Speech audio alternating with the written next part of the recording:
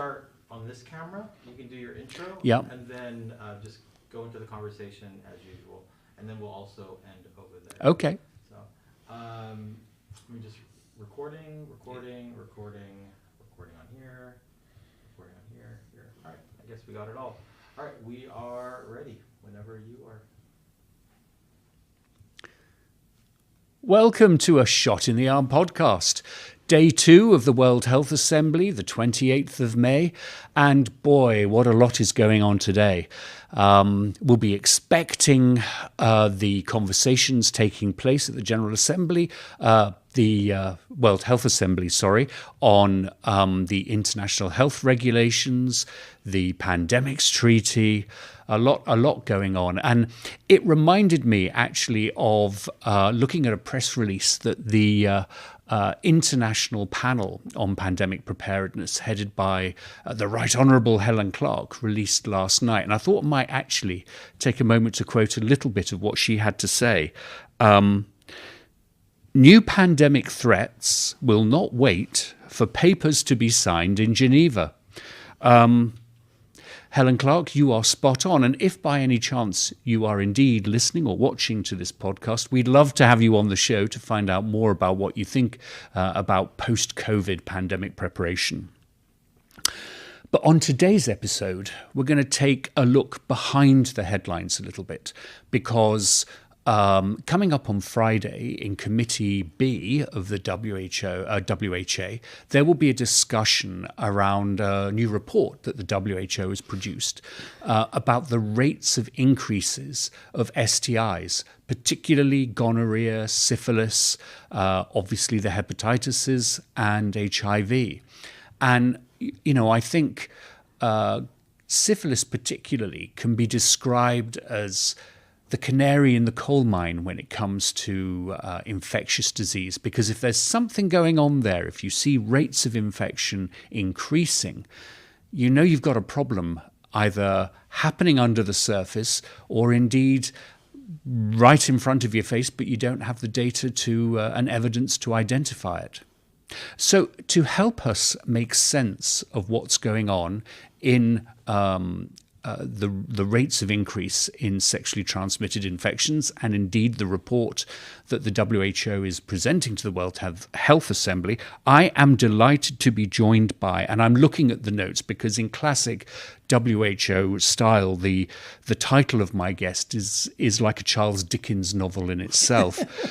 Dr. Teodora Elvira-Whi. She's the lead sexually transmitted infections, global HIV, hepatitis and STI programs at the World Health Organization.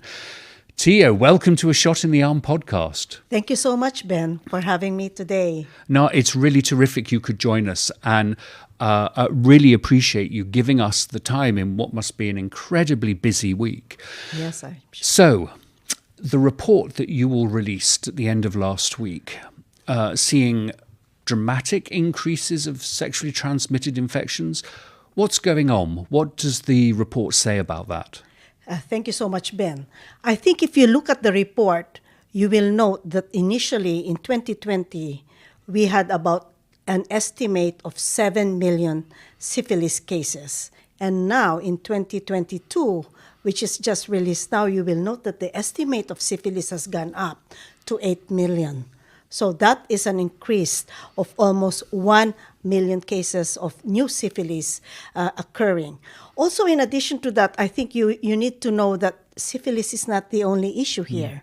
There are different sexually transmitted infections, and there's about 324 million sexually transmitted that has been estimated by WHO, and this includes trichomonas.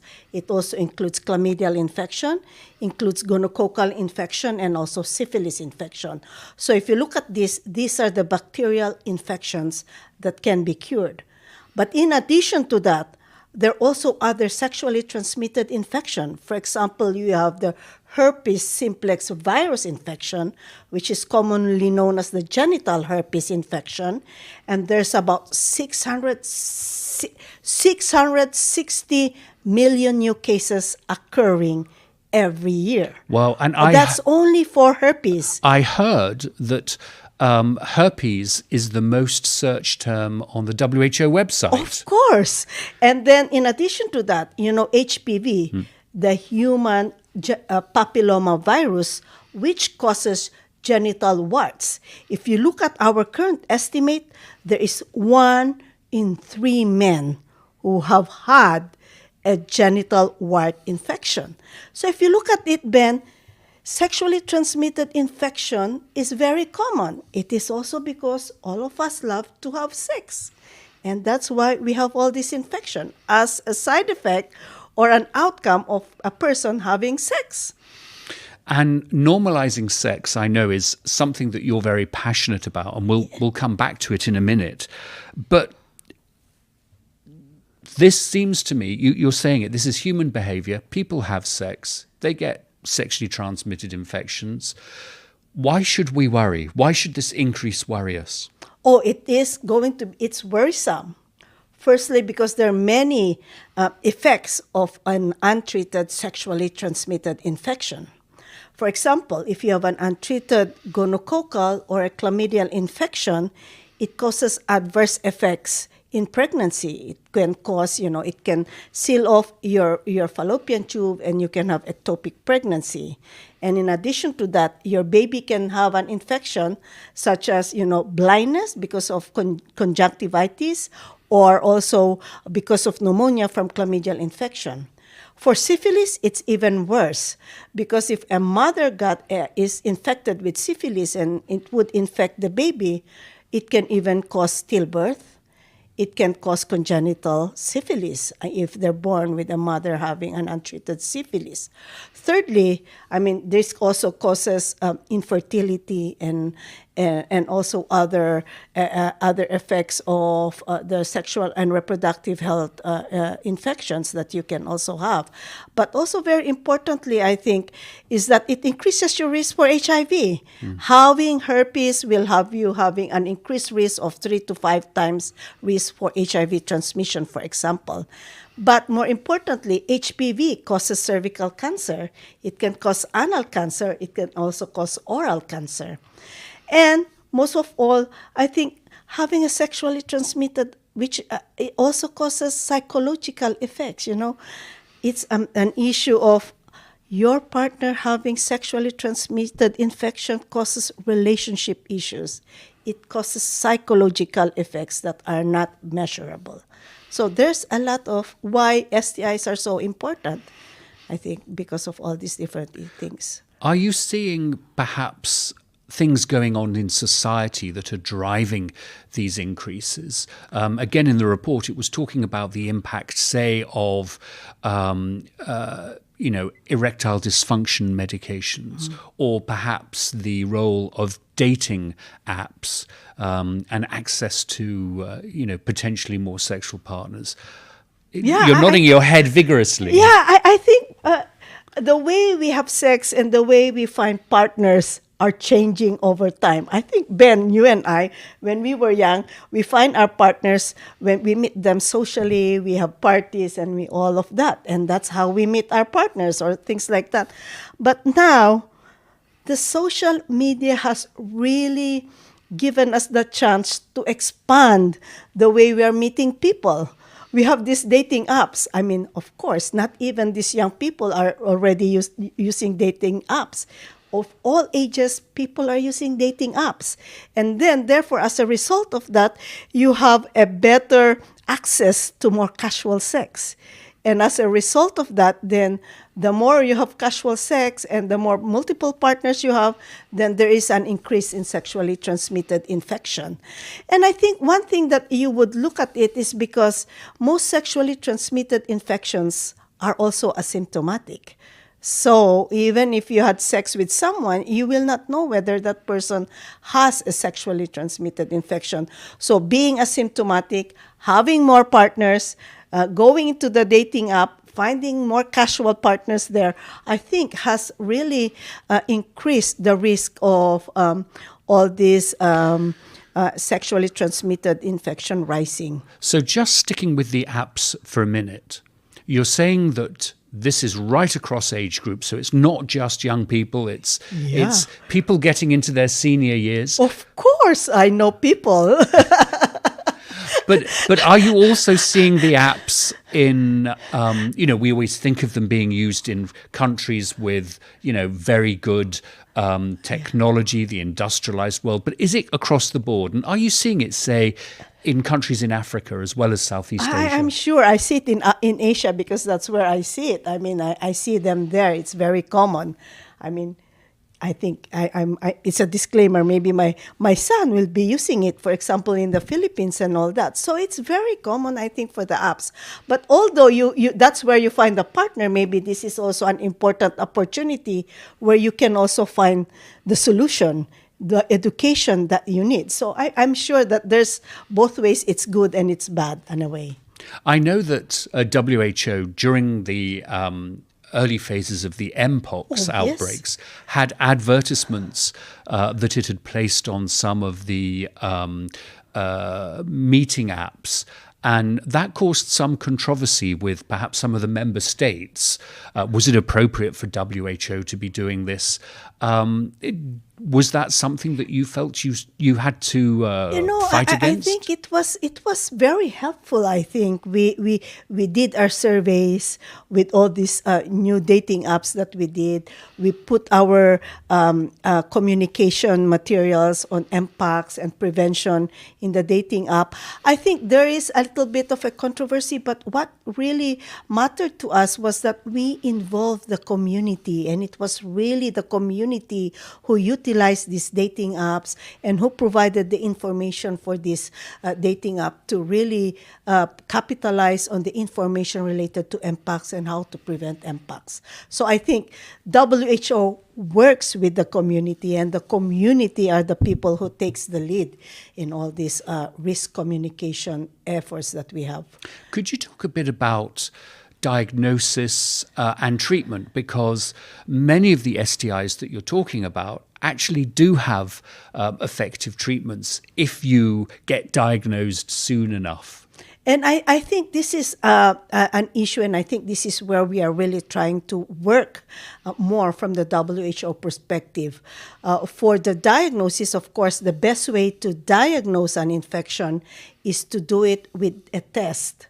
So for syphilis, you have a serologic test for syphilis, and if you're positive, then you treat based on the diagnosis. Similarly with gonorrhea and chlamydia, we now have molecular diagnostic tests that could diagnose gonococcal and chlamydial infection, and also they can be a point-of-care test. So meaning within 30 minutes, you can get your diagnosis and get treated. The big issue with the diagnosis at this point is that they are not cost effective. They're very high cost. And most people from the low and middle income countries could not afford to have this diagnosis. I mean, it will cost you $25, $30 to do a gonococcal chlamydial test. And of course, in high-income countries, they could afford that, but in low middle-income countries, they don't. So in low and middle-income countries, we have what we call syndromic approach. And syndromic approach is that when you have a urethral discharge, and the most common etiology or main causative organism that causes a urethral discharge is, for example, gonorrhea and chlamydia, then syndromically you treat for gonorrhea and for chlamydia. And presumably the syphilis test is much more accessible, right? Yes. Is it WHO's view that, it sort of acts as a surrogate marker for, hey, you might want to be thinking about other bacterial infections? Yeah, I think for syphilis, it's so important. So that's why if you are high risk, for example, it's very good to do a screening test. And you can do a screening test and see if you have syphilis. What is really very much advantageous for syphilis is now you have a dual HIV syphilis test. So you get your HIV tests together with your syphilis test for 50 cents. So that way you have more diagnosis that you can be able to do with syphilis. But we think of that, and also that's why we also need to screen pregnant women. I mean, for us, it's so critical that when all pregnant women should be screened for HIV and for syphilis. And so that's why we wanted to make sure that it is accessible for all pregnant women to have HIV syphilis tests. And that's why, if you look at it in the U.S., syphilis is increasing and congenital syphilis is increasing. Now, congenital syphilis is when syphilis is passed from the mum to her baby. Yes. And we obviously know a lot about prevention of mother-to-child transmission of Yes. HIV. But could you walk us through a little bit about this congenital syphilis and therefore why providing syphilis screening to pregnant mums is so important? So I think for syphilis, what we are recommending is that the mother should be screened for syphilis, especially in the first trimester. This is when, the mother who has syphilis can infect the baby through the placenta. And when the baby is infected during the early age of development, then you have all these different congenital abnormalities that can develop. But it is also a chance wherein it results into stillbirths or, so you have early abortions during this time. So we recommend that mothers be screened for syphilis as early as possible during the first trimester. And importantly, if they're screened, they need to be treated. And so if you are looking at it at the moment, there's a rise in congenital syphilis. It's a marker that mothers are not being screened. It's a marker that the quality of prenatal care is not as good as we should be, because you should not have stillbirths. You should not have congenital syphilis, because all mothers need to be screened for syphilis. And the big issue here is access. So as well as the US seeing increases in congenital syphilis, what other countries, what other regions are you seeing? A lot of these countries you have seen in the U.S., but you also see it in African countries. A lot of other countries in the Americas also are seeing a lot of increase in congenital syphilis. So it's not just the U.S. You have the Latin American countries that are also seeing that increase. And of course, if you're seeing an increase of congenital syphilis, it's because, of course, you also see that there's an increase, of course, in the general population syphilis, and the mother is the end of the whole chain, right? It's, of course, started with a key population increase in the general population, and from the general population, it's the mother, and then the mother goes to the congenital syphilis. So having an increase in congenital syphilis means to say that syphilis is not being controlled overall. On the positive side, we've had established treatments, I guess, since the 1950s, which are all antibacterial. But are you worried about the development of antimicrobial resistance in the context of STI treatment? Yes. First of all, I think there are two things here. Let's talk about syphilis first. For syphilis, we have a very effective treatment, and that's benzathine penicillin. Give a dose of benzathine penicillin and you're cured for syphilis. The big issue at the moment is that there can also be shortage in benzathine penicillin. And this you have seen even in high-income countries. Well, like the U.S. Like in the U.S. And this is because the manufacturing of benzathine, it's so cheap that people don't want to manufacture benzathine penicillin anymore. They're not getting the profit they need for benzathine penicillin. So that can be an issue. The shortage is an issue as well. At least for syphilis, it's unlikely that you develop resistance though. So it's good that we still have benzathine penicillin as the drug for syphilis. The big issue now is for gonococcal infection. As you know, for gonorrhea, it's always a smart bug. It has always outsmarted us. It's there from the early days. Every time you introduce an antibiotic, they go around it and they become resistant to it. So now, for example, for gonococcal infection, the last line treatment for gonorrhea is ceftriaxone. And we are now seeing increasing rates of ceftriaxone resistance in countries in Asia. And you will note that some of these countries developing high level of resistance of ceftriaxone is spreading to Europe, is spreading to the US because of travel, because of tourism. People go to Asia and then they go to Europe. And so now we're seeing an emergence of ceftriaxone resistance, but we are also seeing the spread of the resistance of ceftriaxone.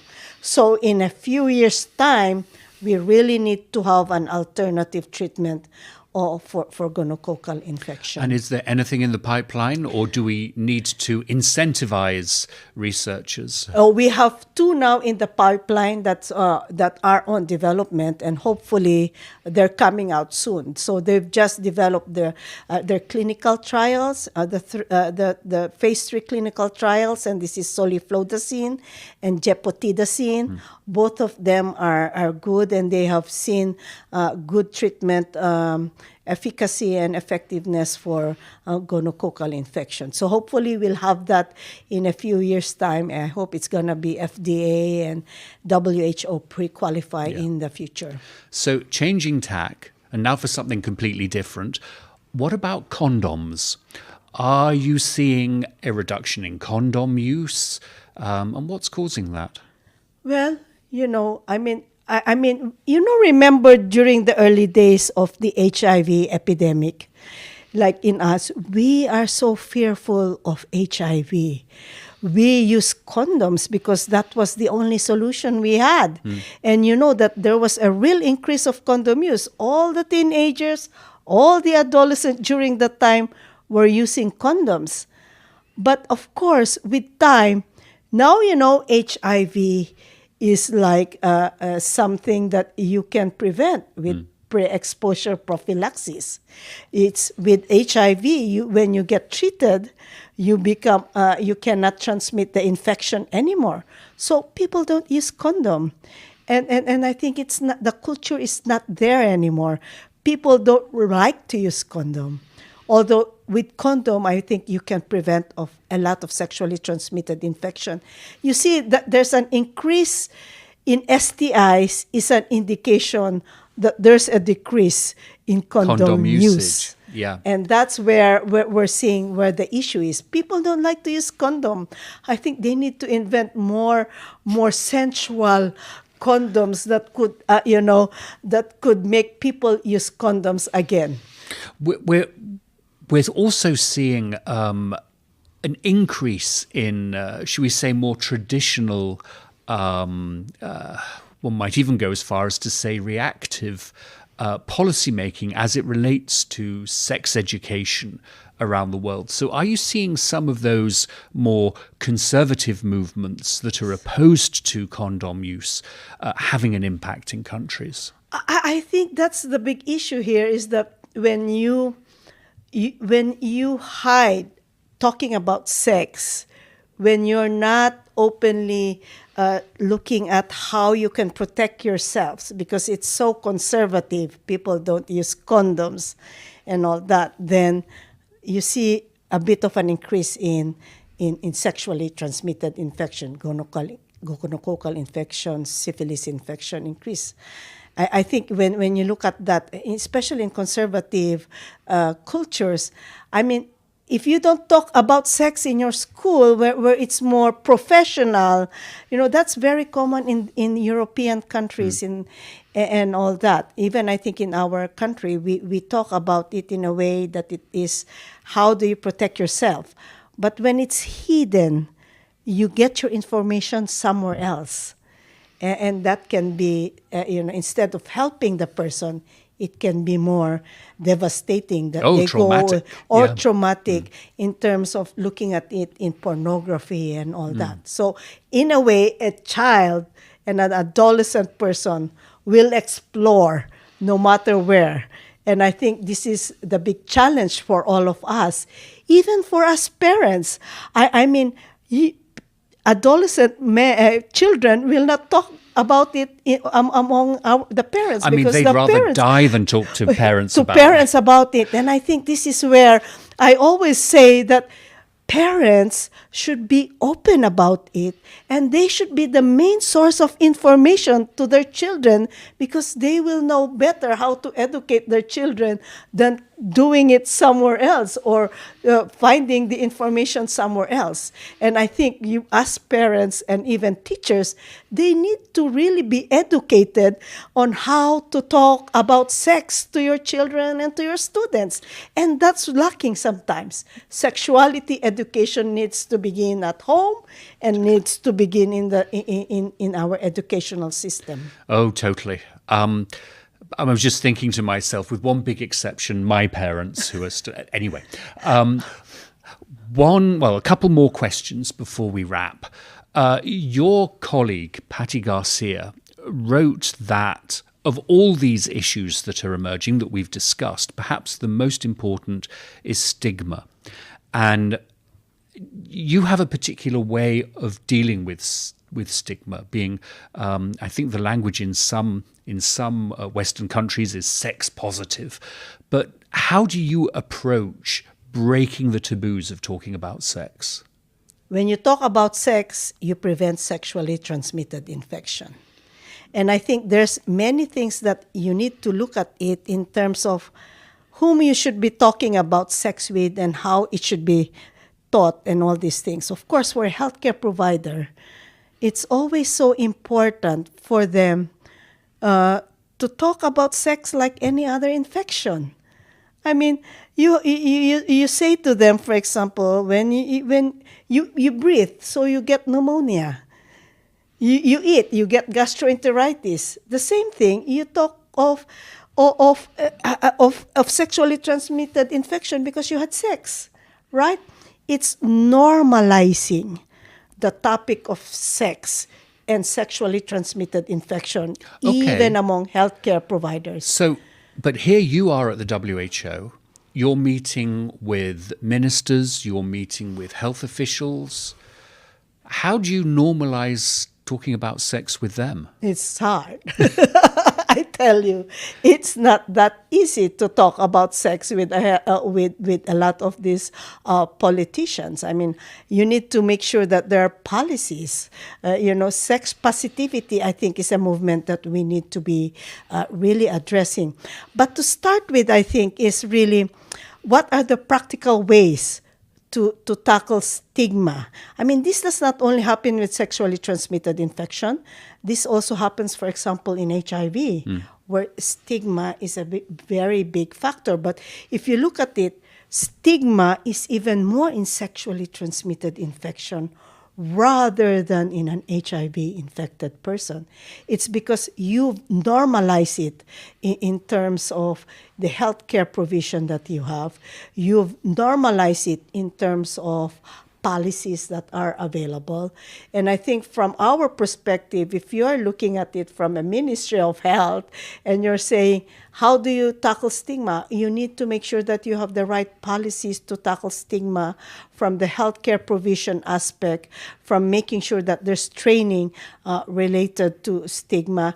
But very importantly, I think we all have a play on what we need to be doing when it comes to stigma. All of us needs to play a role in this. Even the media needs to be part of this. When we talk about sex, you talk about sex as if it's a taboo. The media can even have a more positivity towards just talking about sex. When you talk about sex in a more positive way, that is when you reduce the stigma. And when you reduce the stigma, you also come into play the policymaker. I think also what happens is that because of the stigma of sexually transmitted infection, STIs is not a priority. It's all that it's an interplay of many things. You've said something there that I'm reflecting on, and I guess what you're saying is that the stigma that is associated around sexually transmitted diseases is different from the stigma faced by people living with HIV or affected by HIV. And I guess the stigma that goes with sexually transmitted diseases, and of course, in many instances, that is exactly what HIV is. That's all about, oh, you should have protected yourself. You shouldn't have, it's a failing that you got a you sexually are transmitted. immoral. Yeah. Why did you do it and things like that? So that's the stigma, and I don't think it's not like in HIV. You have a movement, you have this community involvement that really moved the anti-stigma thing with HIV. For STIs, there's nothing like that. No one really is explaining why you should not be stigmatized. I wish, for example, a person like, you need more champions to talk about it. But how can you have champions when it's a fleeting thing? You have gonorrhea today, tomorrow you don't. Similarly, I'm a person living with gonorrhea. You don't. It's not. Unless the person has a herpes infection, which can be something that is an ongoing thing. But it's the movement is not there to really try to prevent stigma. So I think the movement here, that when you look at stigma, it's about sex. You talk about sex, that it is something that's pleasurable, that having a healthy sexual life is something that you need to be achieving. It's part of your sexual well-being. It's part of your health. And that part is always forgotten. That sexual well-being. You talk about health, but you don't talk about sexual well-being. Do you see the increases in sexually transmitted infections then as a failing of the health system? Do you see it as a failing of national and local policy? You're nodding vigorously. I think so. If you look at those countries that have increasing sexually transmitted infection, they have reduced their budget in sexual health. They have reduced their budget on doing sexuality education, which is so critical. I mean, and also there's too much stigma about sex that you really don't talk about it like it's your sexual well-being that you're talking about. And that you talk about sex like, oh, it's something bad. But did you realize that you have sex because you have pleasure? You want to express yourself. This is about expressing love and affection. So these are things that need to be part of a positive sexual education, It's not just about having a sexually transmitted infection. It's about you expressing yourself. And when you express yourself, this is what needs to be, what you need to be. It's a positive thing to have sex, for example. It's because you have that affection that you need to show. It's not like you're hiding something like, don't have sex. Yeah. So one last question for you. One last question. What do you want the World Health Assembly to do on Friday in Committee B? What is the guidance that you want them to give the WHO? First of all, I think that's a very difficult question, Ben. But I think the first thing that they need to be doing is, of course, they need to increase their political support and their to support the control of sexually transmitted infection. First of all, I think there needs to be more positive discussion about sex. Thirdly, we need to be more open that sexually transmitted infection is part of our life and that we need to control them, and that politicians need to make sure that they need to provide budget for a sexual health services. They need to provide more support so that we can develop more tools like low-cost point-of-care tests so that we can diagnose and treat and even develop a vaccine for a sexually transmitted infection. And that we need to increase our budget for sexuality education for children. And make sure that I think we need now to make a more positive approach towards sex and have a positive messaging about how we can prevent sexually transmitted infection through sexual health and sexual positivity. Wow. Well, Dr. TeoWi, I think you really are a shot in the arm. This has been a fascinating and uplifting conversation, which we really need during this World Health Assembly. So thank you so much. I think, Ben, we all have sex, right? People have sex. We just need to make sure that having sex, we are safe and we have our sexual well-being taken care of as well. Not just about our health, but our sexual well-being. We want to express our life, and one of that is through sex. Thank you so much. Well, that's it for this episode. I feel like we've had a primer with WHO's very own Dr. Ruth. A deep, deep thanks to Dr. TeoWi from WHO. As always, don't forget to subscribe, give us 5 stars, and you can find us wherever you download and access your podcasts.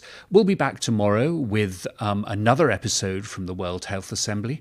Have a great day and a safe day, everybody.